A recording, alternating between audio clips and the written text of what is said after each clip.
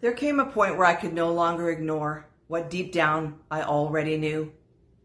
Not because I didn't care, and not because I was trying to give up, but because something in me was beginning to realize that no matter how much space I gave it, nothing was truly changing.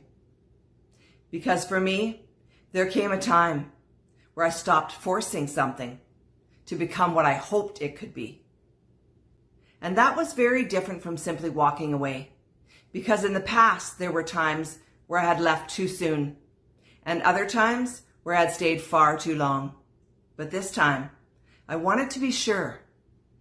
I wanted to know that I had truly shown up, honestly, for myself, for the relationship, and for what I felt was right. So instead of running, I stayed present. I spoke my truth. I paid attention. I listened to what I was feeling. And I gave it space to see if anything would shift. But eventually, I began to see something more clearly. That no matter how much I tried, I couldn't force something to meet me that simply wasn't. And that clarity changed something in me. Not from emotion, but from calm knowing that I had done everything I could and it was no longer right for me to stay. And that's a very different place to choose from.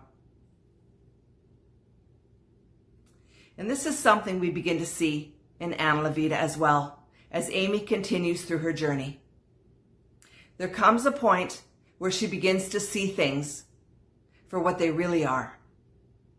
And in that, something shifts. She's no longer trying to make something work that isn't meeting her. Not because she doesn't care, but because she's beginning to understand that she shouldn't have to try that hard to be valued. Because the truth is, when something is right for you, you don't have to force it. You don't have to overgive. You don't have to overprove. You don't have to keep trying to earn your place. You're met. And when you're not, trying harder isn't the answer. Seeing it clearly is. Have you ever reached that point where something in you just knew you couldn't keep forcing something that no longer felt right for you?